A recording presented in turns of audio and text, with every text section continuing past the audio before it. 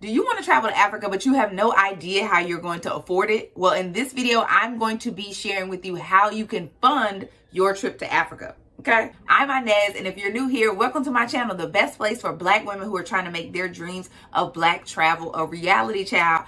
I have been to over 15 countries across 5 continents, and I have planned group trips and solo trips since 2012. So no matter where you are in your travel journey, I can help you navigate the next steps to stay tripping. If that sounds like something that you would be interested in or something you definitely want to do, make sure you subscribe to my channel and turn on the notifications. And if you want to figure out how you can fund your trip to Africa, keep watching. Okay, so the reason why I made this video is because I had a comment on a previous video from one of my subscribers specifically asking about how to fund her travel to Africa, right? And so I wanted to share with y'all a couple of things that I think will be really helpful with regard to being able to fund. The first thing is figuring out what your money story is. So I know you're gonna be like, Inez, what is a money story? Your money story has to do with your beliefs and your feelings around money in general, right? A lot of times people say they can't afford travel when really it's a matter of what they believe about spending money on travel, right? It's not necessarily that they can't afford it. One of the things I work with my clients on is figuring out what is your money story, because until you can get an understanding of that, then whether you can afford it or not, you probably ain't gonna spend no money on travel anyway. So whether you realize it or not, you're having a relationship with money, right? And as you all know, relationships can be kind of funny. Like, so you got to figure out, are y'all friends? Are y'all lovers? Like, you know, do y'all not like each other? Are they like your ex? Like, you got to figure out what that is, because otherwise you won't fully commit to putting your money where your mouth is, or even where your passions are, until you fully understand what your money story is. What I like to share with my clients is that if you don't have the money that you want to create the life that you want, if you don't have the money that you want to do the things that you want, then a large part of that has to do with your money story. So you have to address that first before you can do anything else. Once you get an understanding of your money story, right, then you can do what I like to call an adventure allowance audit, right? I like to call the money that you use for traveling your adventure allowance, right? It's the thing that's it's the money you put aside to have some fun, right? Or in the world. And so you have to audit your spending. Like, look at your spending and see, where is there some places that you could potentially cut back? Where do you see yourself spending money weekly or monthly that may not necessarily be required? One of the things that I always end up having to talk to my clients about cutting are subscriptions, because you know them subscriptions be racking up. Okay. And the other thing is what I like to call bored spending, right? You just bored. You just on Amazon scrolling, you saw something cute, you was like, oh, let me go ahead and buy that. Or you on Instagram and an ad came up and you were just like, that is so cute, let me buy that. Okay. Like, usually that is your expendable income, and it is slowly dwindling because you're spending it on things that don't really support your dreams, right? You're just spending on things that you see. So cutting back some of that is usually going to be helpful. And again, understanding your money story is going to tell you why you choose to spend your money there and you don't choose to spend your money on travel or to save your money for travel. All right. If that's something that you feel like you need help with, that's definitely something that I work with my one-on-one clients with. So if you're interested in getting some help with doing that, understanding your money story, as well as kind of figuring out and doing an adventure allowance audit, make sure you book a sales call with me. The link is in the description below. All right. So the next thing that you need to do in order to fund your trip to Africa is figuring out what affording it means and then automating your adventure allowance, right? So a lot of times people say, I can't afford to go to Africa, right? I can't afford to travel anywhere. And really, it's not because they can't afford it. It probably is because you don't even really know what affording it means, right? It's this big number that feels overwhelming, right? The feeling of overwhelm and making it happen leads you to say or think that you can't afford it. But what if you could get a flight for $300? What if you could get a flight for $500 round trip somewhere to Ghana, right? Would you be able to make that happen? Probably, right? So I suggest that you really figure out, what does affording it mean? How much does it really cost to go? Do you know?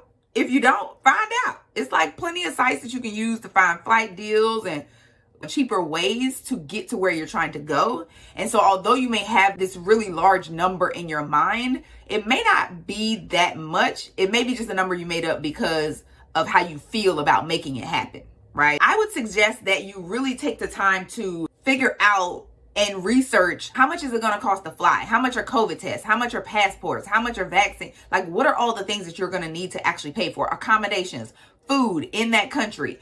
I feel like that's going to help you to really nail down range, at least, right? So you kind of know what the range is, and really look and see if that range really feels as large as you think it does.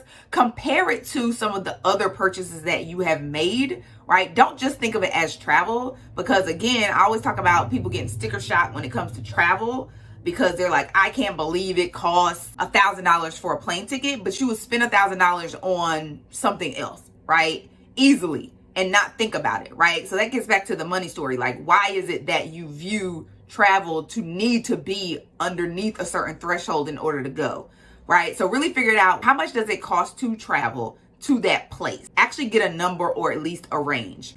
And then you can start figuring out, like, once your mind picks up the number, it's going to start looking for ways to fund it. It's really cool. Like, it's just going to click. It's going to be like, oh, it's only $500, only $1,000. Like, I could put that together in 5 months. I could put that together by pulling here, here, and here, right? So once you figure out the number, then you want to automate that allowance, right? You don't want to have to put money aside. You want to have money being put aside automatically every time you get paid, every time you get money, every time, right? There are a couple of ways that I do that and have done that in the past. One is I will have my clients create a whole separate bank account for their travel, right? It's a whole separate bank account that they actually even name, right? Maybe they call it inventory allowance, right? And have money direct deposited into that account from every check, right? It don't have to be a lot of money. It could be $50. It could be $100, right? Just, even if you only can do $25, just putting that money there and seeing it grow will start to build your belief that it's possible for you to actually make this happen.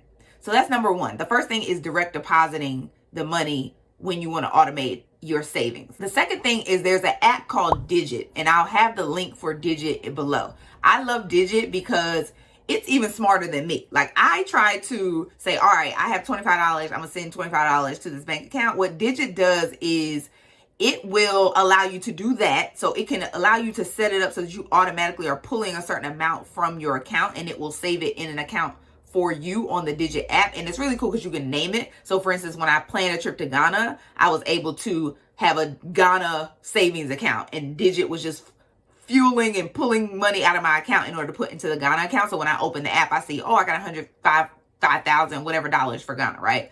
But the cool part of Digit is it also will understand and watch your spending to know about how much extra you have in your account monthly. And it will automatically draw out funds based on that understanding for you. So for instance, say you get $3,000 a month in your checking account, and your bills are, $2,500, right? And right now, like we talked about before, that $500 just disappear. It board spending, subscriptions, all these things, right? What Digit will do is it knows that you're not going to spend that $500. So, and you consistently don't fully spend the $500, right? So it will say, all right, we're not going to take the full 500 because we know she kind of likes to spend this, that, and the third. We're going to take 150, right? In small increments. So we're going to take out, 30 here, 30 there, $30 a day, just small little things that she's barely going to miss them. But when she looks up into her Digit account, she's going to see, all of a sudden she has $500 saved, right? I love that about Digit because I'm all about the automation. I got too many things going on in my life to try to figure out how to save and how to move the money and all. No, I don't have time for this. I need everything to be automated. And if you're like me, I'm sure you do as well. So check out Digit. It's a really good app to use. Other thing that I suggest you use in order to automate your adventure allowance is using credit card points, right? Those are the three ways. You want to have some sort of credit card that is going to allow you to get points because you can use it to fund your travels as well. And then you end up not using your actual dollars to fund something, but you can use your dollars, you can use your card in order to fund things and then get rewarded for it and be able to use your rewards in order to automate your adventure allowance. And while we're talking about credit cards and travel cards and points, that is the third thing that I would suggest that you do in order to be able to fund your trip to Africa or to anywhere. Maximize your credit card points. And I say this from the bottom of my heart. I know a lot of people feel some type of way about debt. However, if you can get a hold of how to correctly maximize your credit card points, it can fund your travels and open up so many opportunities for you from a travel perspective. So I absolutely suggest that you do it. So you're probably asking yourself, why should I have a credit card that's giving me points or a travel card? One, when you sign up for the card, you get this big, large amount of points. It's called a sign-up bonus. There's no way that you can even actually spend enough in a year, I feel like, depending on who you are, to get that amount of points. So just signing up for it gives you a huge amount of points from jump to be used on flights or whatever. The other thing is a lot of cards have built-in travel insurance, which is really good, especially now that we're in a pandemic. When I was in Mexico last year, I actually got COVID while I was in Mexico. I had to stay out of the country for an additional 2 weeks. And one of the best things was when it came time for me to rebook my flight, it was $0 because I had booked my flight with my travel rewards card and it had travel insurance. The other reason why you should get a card is usually you can use your card internationally and not be charged any fees. So people who use like their bank card, say Bank of America card, their debit card or whatever internationally, usually you're gonna pay a fee in addition to your ATM fee to use it to withdraw money. Like I was saying, it's really good to just be able to use your points as opposed to your money, or just really get rewarded for spending money. You're gonna spend money anyway. Why not be rewarded for it and use it to fuel and fund the things that you're passionate about anyway? So one of the things that I do and that I seriously suggest you do is if you get a travel rewards card, spend your money on that card. I mean, use it for everything. We use our card for groceries, we use it for bills, we use it for gas, we use it for everything because really we're always building up that points balance. Because why not? You know, if I have the money for groceries, I can put it on my card and then just pay my card monthly like I would pay Whole Foods monthly, right? That allows you to build points more quickly or to even just use it. If you have certain cards that are points cards, will allow you to use them internationally and you don't have to be charged any international fees. And then also just in general, like, and more frequently, right? As opposed to just only on purchases that you deem okay for being spent on a credit card. One of the things I would suggest is don't even get a credit card if it don't got no points. Like, for what, for why? If your credit card ain't got no points and you ain't got no rewards, and specifically if you're trying to travel to Africa, if you don't have no travel points, for what, for why? Just don't even do it. There are two cards that I would suggest you use, and both of them are going to be linked in the description, and both of them I actually have. The first one is my favorite one, and that is the Chase Sapphire Preferred card. It is the bomb diggity. I always suggest getting this card if you can get it, because it allows you to get points for any airline, right? So it's not an American card, it's not a Delta card, it's not a United card, it's not none of them. The points that you get, you can use on any airline, which allows you to book whatever flight is the cheapest, right, across any of the airlines. I love that about it. Also, this card is built for travel. So it has the no international travel fees, but they are so cool that they reward you for traveling, right? So you get 5 points per every dollar that you spend on the Chase Ultimate Rewards site. So once you get the card, and you're getting points, you can use your points to book flights, to book hotels, to book dining through the Chase site, right? It's called the Chase Ultimate Rewards site.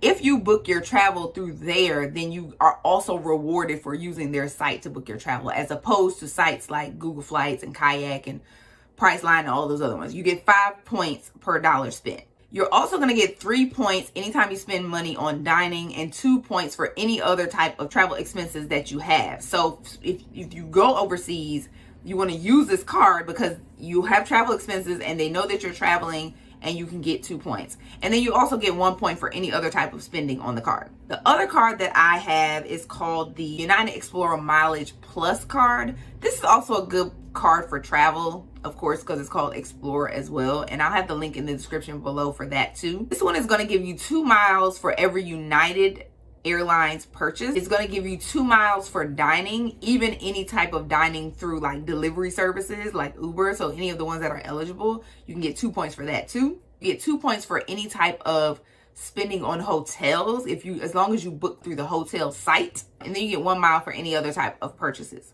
So all of these miles or points that you're getting, you have to use on a United flight, right? So if you're somebody who flies United often, this is a great thing. Me personally, I don't fly United often, but I have this card because it has such great miles and points accumulation that once I do accumulate the points, I will be taking a flight, right? And one of the things that I don't like about the card is that you have to have enough miles in order to book the whole flight. Whereas with the Chase Sapphire card, all my points can be used for whatever. So if I want to only use 500 of my 1,000 points on my flight, even though I have more to be able to purchase it, I can do that. With the United card, you have to either buy the whole flight with the card or nothing. Whereas with the Chase Sapphire, you can buy a portion of the flight with the card, or you can buy the whole flight, or whatever it is that you're buying with the card, right? So that's the difference between the two, but it still has great rewards, and I still heavily suggest it. So in the end, make sure that you have a card.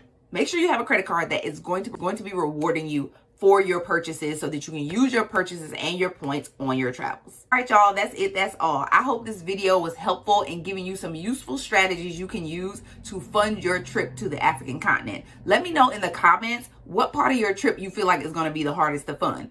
Do you feel like it's going to be the flight, the accommodations, the excursions, and the transportation? Maybe you feel like it's going to be the food, or even potentially like the travel documentation like COVID tests, as well as any type of passports. I'd be interested to know what you feel like is going to be the most difficult to fund for your trip. I do offer one-on-one coaching, so if you're interested in getting help with funding, or even just planning or making your dream trip to Africa a reality, make sure you book a sales call with me. The link is in the description. If you're looking to dive into Black travel without booking a flight, or even without leaving the country, then make sure you download my digital cheat sheet called Finding Big Fun. It has all of the communities, the playlists, the sites that I use in order to find fun things to do to inject travel into my life, even when I'm not trying to leave the United States. The link is also in the description. Also, if you're trying to see more of me finding the time, the money, and the strategy to make my dreams of Black travel a reality, make sure you go follow me at International Inez on Instagram. I love talking to my YouTube family on my IG DMs. Lastly, if you love this video, then I know you are one of my people.